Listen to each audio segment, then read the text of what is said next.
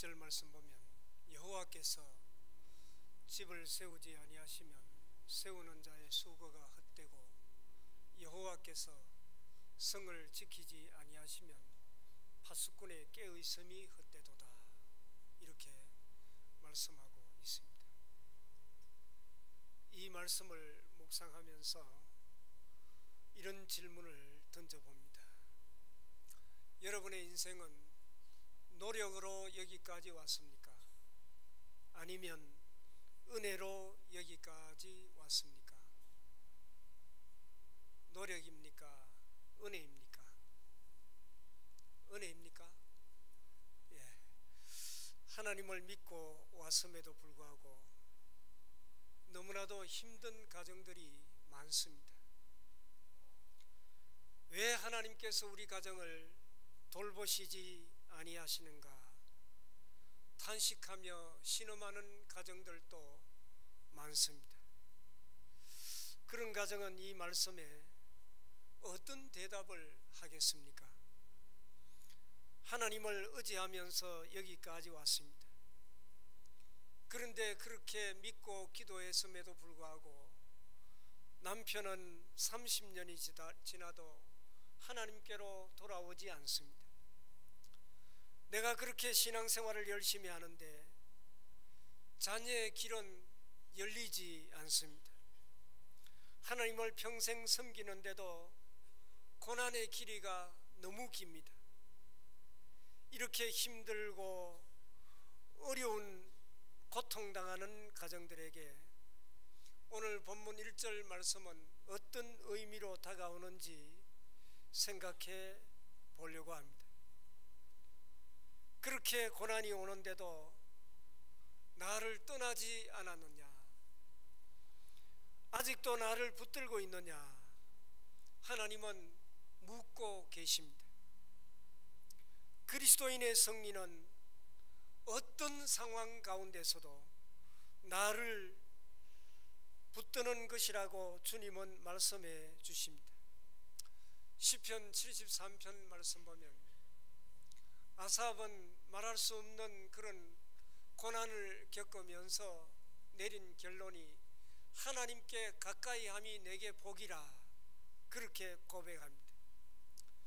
고난 중에도 하나님을 붙들고 있는 사람은 이미 승리를 붙들고 있는 줄 믿습니다. 이런 믿음으로 본문 1절을 다시 보시기 바랍니다. 여호와께서 집을 세우지 아니하시면 세우는 자의 수고가 헛되며 여호와께서 성을 지키지 아니하시면 파수꾼의 깨의 섬이 헛되도다. 이 말씀은 형통하든지 고난 중에 있든지 어떤 가정이라도 반드시 고백해야 되는, 마치 믿는 가정의 선언문과 같은 신앙 고백입니다. 저와 여러분에게도 이런 결단과 고백이 있기를 바랍니다. 하나님, 어려움에 처해도 이 고백을 포기하지 않겠습니다. 하나님이 우리 가정의 주인이시기 때문입니다. 여러분, 은혜입니까? 노력입니까? 이 질문은 은혜와 노력을 분리하라는 것이 아닙니다. 오늘 본문 1절을 보면 우리가 수고와 노력을 많이 하고 있습니다. 예수 믿는 사람은 성실함과 노력이 반드시 필요합니다. 그런데 주님이 말씀하시는 것은 이런 성실과 노력으로 사는 그리스도인들에게 하나님의 은혜가 더하여질 때 그것이 지켜진다는 것입니다. 오늘 본문은 한 가지를 묻고 있습니다. 누가 우리 가정의 주인이냐? 내 자신이 우리 가정의 주인입니까? 아니면 하나님이 우리 가정의 주인이십니까? 아무리 힘들고 어려워도 하나님이 우리 가정의 주인이십니다 라는 고백이 있기를 바랍니다. 하나님이 우리 가정의 주인이십니다. 이 고백을 가지고 살라는 것이 오늘 본문 1절이 주는 메시지입니다. 구약시대 사사시대를 우리는 영적인 암흑기라 그렇게 부릅니다. 그 영적인 암흑기에 보석처럼 빛나는 믿음의 두 가정을 발견하게 됩니다. 하나는 사무엘이라는 아들을 둔 한나의 가정입니다. 또 한 가정은 이방 여자였던 룻이 시어머니 나오미를 따라 베들레헴에 올라와서 그 집안을 회복시키는 나오미의 가정입니다. 오늘 이 의미를 조금 더 이해하기 위하여 룻 이야기를 하려고 합니다. 나오미의 집안은 베들레헴에 극심한 흉년이 들어 남편 엘리멜렉과 두 아들 말론과 기련, 이 나오미 네 식구가 이제 먹고 살기 위해서 모압으로 이사를 가게 됩니다. 10년 동안 모압 땅에 살면서 집안에 남자들이 다 죽습니다. 남편이 죽고 두 아들이 죽습니다. 그리고 젊은 며느리 오르바와 룻이 남았는데 이제 시어머니 나오미가 고향으로 돌아가고자 며느리들을 불러서 이제 나는 고향으로 돌아가려고 하니 너희들은 젊고 아직 살 날이 많으니까 친정으로 돌아가서 너희들 고향으로 돌아가서 좋은 남편 서로 만나 잘 살아라. 그렇게 두 며느리를 친정으로 돌아갈 것을 권면합니다. 그때 오르바는 작별을 하고 룻은 끝까지 시어머니를 따라 나서게 됩니다. 룻기 1장 16절 말씀 보면 룻이 이르되 내게 어머니를 떠나며 어머니를 따르지 말고 돌아가라. 강권하지 마옵소서. 어머니께서 가시는 곳에 나도 가고 어머니께서 머무시는 곳에서 나도 머물겠나이다. 어머니의 백성이 나의 백성이 되고 어머니의 하나님이 나의 하나님이 되시리니 어머니의 하나님이 나의 하나님이 되시리니 그렇게 고백을 합니다. 저는 남편을 만나기 전까지는 하나님을 모르는 사람이었습니다. 그러나 결혼 후에 시댁 식구들이 믿는 하나님을 알게 되었고 그 하나님이 내 하나님이 되셨습니다. 하나님은 나의 주인이 되십니다.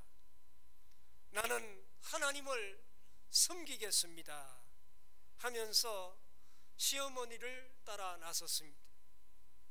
이때 룻의 고백은 하나님이 내 인생의 주인이시고 하나님이 우리 가정을 세우실 것입니다 라고 하는 믿음이 있었습니다. 그리고 이제 룻기 2장으로 가면 나오미와 룻이 베들레헴에 도착하니 전혀 먹고 살 길이 막막했습니다. 그래서 룻은 이삭을 줍기 위해서 들판으로 나갑니다. 당시 가난한 이들이 먹을 수 있도록 이삭을 다 거두지 않고 일부를 조금 떨어뜨려 두는 그런 풍습이 있었습니다. 보아스의 밭에서 이삭을 줍다가 이제 룻기 3장으로 가면 룻이 보아스와 만나는 장면이 기록되어 있습니다.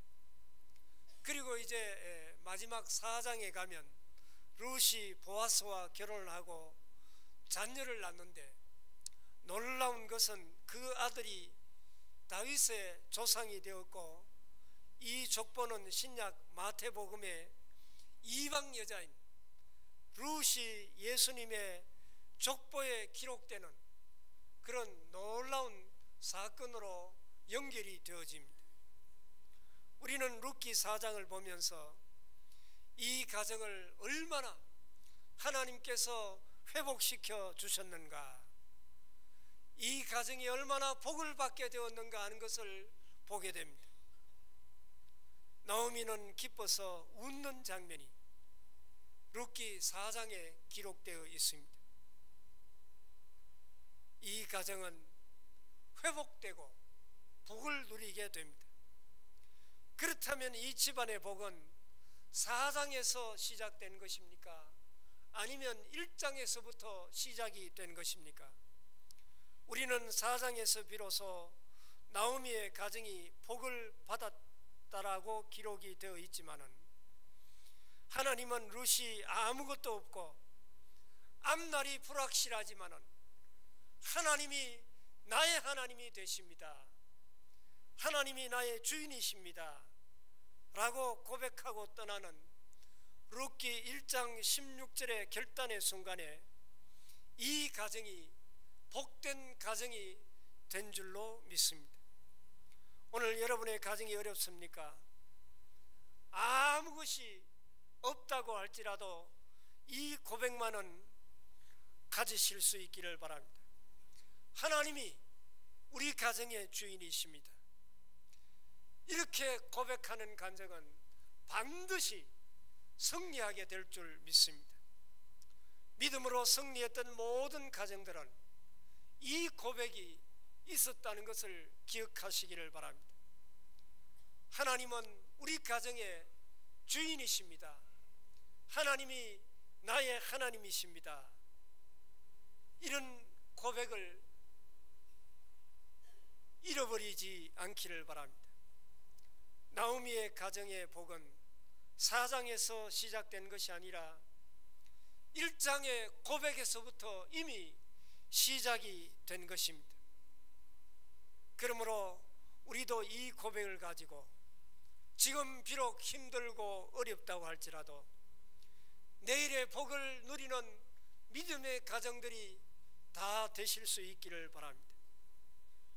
오늘 본문 2절을 보시기 바랍니다. 너희가 일찍이 일어나고 늦게 누우며 수고의 떡을 먹음이 헛되도다. 그러므로 여호와께서 그의 사랑하시는 자에게는 잠을 주시는도다. 여기에 말씀 보면 여호와께서 그의 사랑하시는 자에게는 잠을 주시는도다, 이렇게 말씀하고 있습니다. 하나님 사랑하시는 자에게는 잠을 주십니다. 예배 때 나와서 주무시는 분은 하나님께서 얼마나 사랑하시는 분인지 모릅니다. 얼마나 피곤하면 예배에 나와서 주무시겠습니까? 사랑하시는 자에게 잠을 주시는데 이 말씀을 잘 이해를 하려면 언제 잠이 안 오는가 하는 것을 생각해 봐야 됩니다. 우리는 언제 잠이 안 옵니까? 커피 먹으면 잠이 안 옵니까? 저는 커피하고 잠하고는 상관없습니다. 그러나 집사람은 커피를 오후에 먹으면 밤새도록 잠을 못 잡니다. 그러나 그걸 떠나서 염려, 근심, 고통, 괴로움으로 가득 찬 사람은 아무리 자려고 해도 깊은 잠을 잘 수가 없습니다. 그것은 우리 인간의 본능입니다. 그렇다면 사랑하시는 자에게는 하나님께서 잠을 주신다고 말씀했는데, 하나님을 신뢰하고 하나님을 주인으로 모시는 가정에 잠을 주신다 그러니까 염려, 근심, 걱정을 다 제거해 주시는가, 그렇게 생각해 볼 수 있습니다. 그러나 하나님을 신뢰하고 하나님을 사랑한다고 염려, 근심, 걱정이 다 사라집니까? 첫 번째 1절의 질문이 노력인가 은혜인가 하는 질문이었다면, 두 번째 2절은 또 하나의 질문, 너는 염려하고 사느냐 아니면 모든 것을 나한테 맡기고 사느냐 하는 것입니다. 여러분은 염려하는 편입니까? 아니면 모든 것을 다 하나님께 맡기고 믿음으로 살아가고 있습니까? 우리는 하나님을 믿으면서도 온전히 맡기지 못하고 큰 염려, 근심, 걱정을 내가 가지고 끙끙 앓고 살아가고 있지는 않습니까? 짐을 다른 말로 바꾸면 안식으로 바꿀 수가 있습니다. 모든 염려를 다 하나님께 맡기면 하나님께서 참된 안식을 주신다는 것입니다. 하나님께서 사랑하시는 자란 말은 하나님께 믿음으로 모든 것을 맡기는 자라, 그런 뜻입니다. 감기가 걸렸을 때 약을 먹고 기도하는 게 더 믿음이 좋은 사람입니까? 아니면 전혀 약도 먹지 않고 기도하는 게 믿음이 더 좋은 사람입니까? A입니까? B입니까? A입니까? 약을 먹으면서 기도하는 사람이 믿음이 더 좋은 사람입니까? 여러분, 약도 하나님이 주신 것입니다. 그렇기 때문에 약을 먹으면서 기도하는 사람이나 또 믿음으로 먹지 않고 기도하는 사람이나 다 똑같습니다. 믿음이 좋은 사람입니다. 그러나 주님이 못 믿어서 약을 먹는 것은 불신입니다. 또 정말 낫게 해주시는가 보자, 하나님을 시험하는 마음으로 약을 안 먹는 것도 불신입니다. 믿음이 아닙니다. 사랑하시는 자에게 잠을 주신다는 이 말씀은 하나님께 모든 것을 맡기는 사람에게 진정한 은혜와 평강이 임하게 된다는 말씀입니다.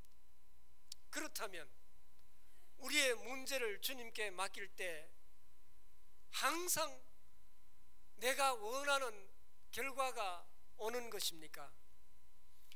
우리가 정직하게 생각할 필요가 있는 것은 우리의 모든 염려를 믿음으로 주님께 맡겼을 때 우리가 원하는 답이 항상 옵니까?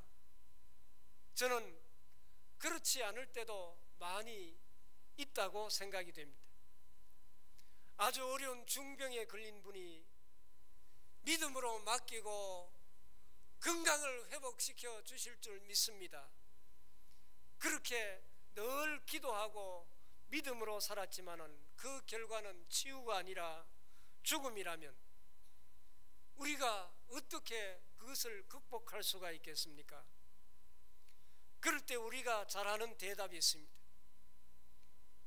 우리는 잘 모르지만은 분명히 하나님의 뜻이 있을 것입니다. 결과가 안 좋을 때 예수 믿는 사람이 가지고 있는 공색한 답변이 이것입니다. 과연 우리가 그런 일을 당할 때 우리가 생각하는 결과에 응답이 없을 때 잘 모르겠지만은 하나님의 뜻이 있을 것입니다 라는 그런 대답을 우리는 잘 하게 됩니다. 다시 룻의 이야기로 돌아갑니다. 룻은 시어머니를 따라갈 때 앞으로 잘 살게 될 것이라는 경제적인 소망이 전혀 없었습니다. 아무것도 없는 시어머니를 모시고 베들레헴으로 돌아가면 고생문이 훤하게 보입니다. 그럼에도 불구하고 시어머니를 따라 시어머니를 모시고 베들레헴에 돌아가서 열심히 이삭을 줍고 효도한 결과 부자인 보아스를 만나 하나님의 은혜로 결혼을 하고 큰 부자가 되고 예수님의 족보에 기록되는 그런 놀라운 복을 얻게 됩니다. 그러면 1장에서 룻이 시어머니의 고향으로 돌아갈 때 자기가 하나님의 은혜로 이렇게 큰 부자가 될 것을 알고 갔습니까? 모르고 갔습니까? 전혀 알지 못했습니다. 그러면 룻은 4장부터 평안을 누렸습니까? 아니면 1장 때부터 평안을 누리고 잠을 잘 잤겠습니까? 룻은 어머니를 따라가면서 1장에서부터 마음에 평안을 얻고 잠을 잘 잤습니다. 두려움은 있었겠지만은 하나님의 평안이 그를 붙들어 준 줄 믿습니다. 그런데 믿음이 좋은 시어머니는 1장부터 잠을 잘 잤겠습니까? 못 잤겠습니까? 1장, 2장을 보면 시어머니는 오면서 그 이름을 바꿉니다.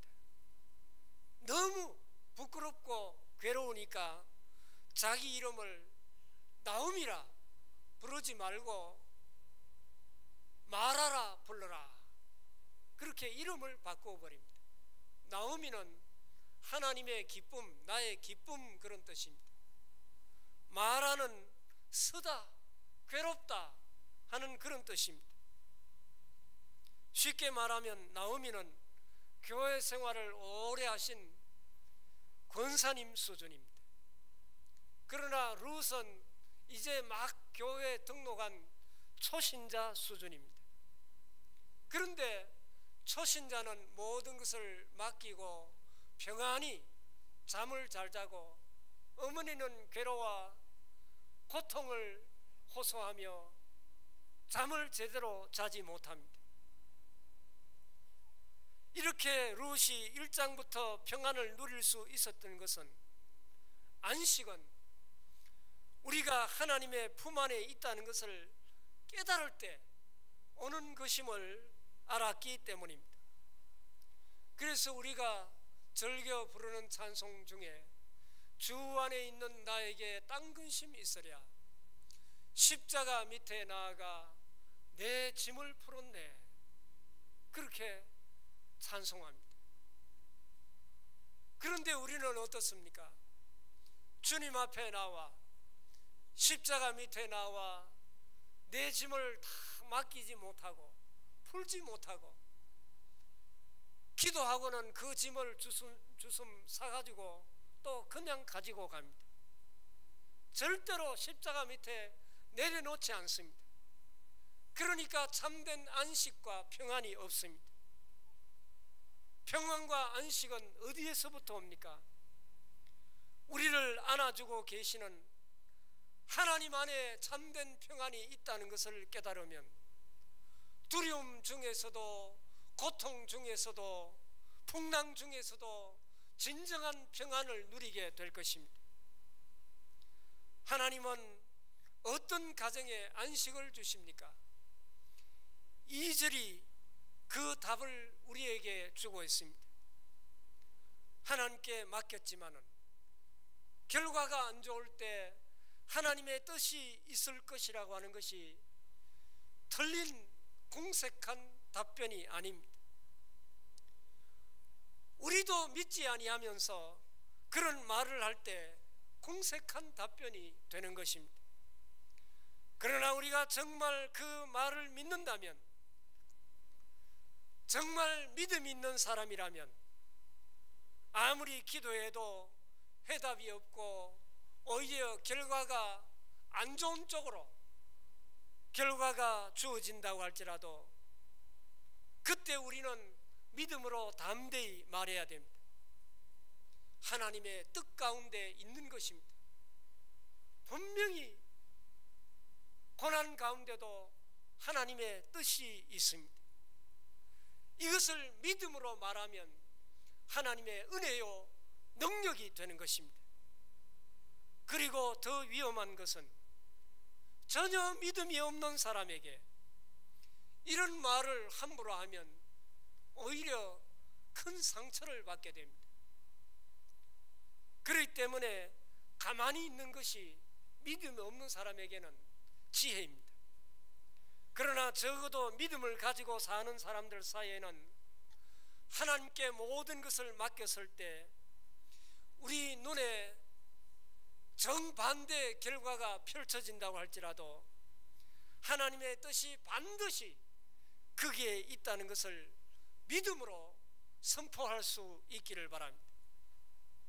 어떤 가정이 참된 안식을 누립니까?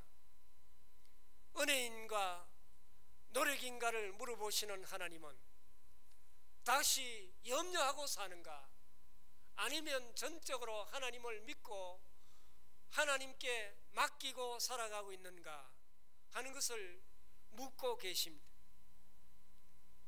오늘 내가 하나님의 품 안에 있음을 믿는 사람과 모든 것을 온전히 하나님께 맡기고 살아가는 사람에게는 큰 풍랑이 온다고 할지라도, 말할 수 없는 고통이 온다고 할지라도 주님이 주시는 참된 평안을 누리며 살아가게 될 것입니다. 우리 가정도 하나님의 품 안에 있습니다. 바람이 불어도 풍랑이 와도 오늘 나는 하나님의 품 안에 있음을 믿습니다. 이것이 우리 모두의 고백이 될 수 있기를 바랍니다. 하나님을 주인으로 모신 가정, 하나님의 품 안에 있는 가정을 누가 흔들 수 있겠습니까? 오늘 안식을 잃어버린 가정이 있다면 주님 품 안에 거하는 믿음을 회복하소서 참된 안식, 참된 평안을 누릴 수 있기를 바랍니다. 마지막 3절에서 5절을 보겠습니다. 보라, 자식은 여호와의 주신 기업이요 태의 열매는 그의 상급이로다. 젊은 자의 자식은 장사의 수중의 화살 같으니 이것이 그의 화살통에 가득한 자는 복되도다. 그들이 성문에서 그들의 원수와 담판할 때 수치를 당하지 아니하리로다. 이 말씀을 믿기에 참 부담스럽지 않습니까? 3절 말씀 보면 자식은 여호와의 주신 기업이요 하나님의 상급이라 그렇게 말씀하고 있습니다. 속으로 자식이 하나님의 상급이 아니라 부담 덩어리라고 생각하시는 분은 안 계십니까? 4절 말씀 보면 젊은 자의 자식은 장사의 수중의 화살, 장사가 당기고 있는 힘 있는 화살과 같아서 명중한다는 것입니다. 날아가면 모든 것을 다 잡습니다. 내 자식이 이와 같다고 말씀하고 있는데 여러분 믿어지십니까? 장사의 수중의 화살은커녕 속만 좀 안 썩었으면 좋겠는데 화살 모양이라도 갖고 있었으면 좋을 텐데 내 자식을 보면 전혀 소망이 없는 것처럼 보이지는 않습니까? 그러나 너무 염려하지 마십시오. 부모의 속을 썩이는 것이 자식입니다. 목사님, 우리 자녀는 전혀 속을 썩이지 않는데요. 여러분 걱정하지 마시기 바랍니다. 앞으로 속을 썩을 것입니다. 주님은 지금 아무것도 아닌 것처럼 보이는 자녀들을 장사의 수중의 화살, 하나님의 손에 들려있는 무기와 같다고 말씀하고 있습니다. 5절에 보면 자녀들이 화살통에 가득한 자는 복되도다. 많은 자녀들이 복되다는 것입니다. 하나 키우는 것도 힘드는데 어떻게 많은 자녀들이 복됩니까? 그러나 하나님을 믿는 모든 사람의 생애마다 하나님이 행하시는 일이 있습니다. 하나님만이 그 사람을 만드시는 역사가 반드시 일어납니다. 그래서 주님은 말씀하십니다. 지금은 네 자녀가 속만 썩히고 아무런 희망이 없는 것처럼 보이지만은, 그러나 장사의 수중의 화살과 같이 반드시 명중하고 훌륭한 사람으로, 성공하는 사람으로 성장하게 될 것임을 잊지 말라는 말씀입니다. 여러분의 자녀들 가운데 별 볼 일 없는 아이처럼 보이는 자녀가 있습니까? 기대하시길 바랍니다. 하나님이 만져주실 것입니다. 하나님께서 은혜를 베풀어 주실 것입니다. 하나님은 3절에서 5절을 말씀하시면서 또 한 가지 질문을 던집니다. 너는 너의 자식들의 오늘 모습 때문에 너의 가정의 현재 고난 때문에 원망하고 살고 있느냐? 아니면 그럼에도 불구하고 찬송하며 살아가고 있느냐? 묻고 계십니다. 우리의 형편이 어떤 상황에 처해 있든지 관계없이 늘 하나님을 신뢰하고 찬양하는 믿음이 회복될 수 있기를 바랍니다. 마지막으로 룻기를 정리합니다. 룻기 1장에 나오는 나오미는 탄식과 슬픔 속에 지냅니다. 그러나 4장에서 룻이 보아스와 결혼하여 아들을 낳았을 때 나오미는 마치 자기 아들인 것처럼 안고 기뻐했다고 말씀하고 있습니다. 많은 사람들이 고난이 오면 자기 고난을 현미경으로 들여다보면 먼지도 이렇게 크게 보입니다. 그래서 낙심하고 좌절합니다. 그러나 남의 고난을 볼 때는 망원경으로 멀리서 바라보기 때문에 괜찮아, 조금 있으면 좋아질 거야, 그렇게 말을 합니다. 룻기 1장에서 아무것도 먹을 것이 없었던 나오미가 4장에서 이제 보아스를 만나 복된 가정을 이루게 하실 것을 나오미는 보았겠습니까? 못 보았겠습니까? 전혀 못 봤습니다. 만약 나오미가 1장에서 4장을 보았다면 그는 1장에서부터 할렐루야 하나님을 찬송했을 것입니다. 오늘 여러분의 가정이 힘드십니까? 자녀들 때문에 답답하십니까? 하나님이 말씀하시기를 그 아이 때문에 찬송하라고 말씀하십니다. 내가 그를 도우리라. 그가 하나님의 손안에 있다는 것입니다. 우리 가정의 현재 모습으로 말미암아 하나님을 찬송할 수 있기를 바랍니다.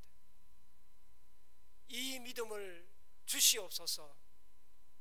이것이 우리 가정의 신앙 고백이 될 수 있기를 바랍니다. 기도하겠습니다. 아버지 하나님 감사합니다. 우리 가정의 주인은 하나님이심을 믿습니다. 하나님, 오늘 또 우리 가정은 하나님의 품 안에 있음을 고백합니다.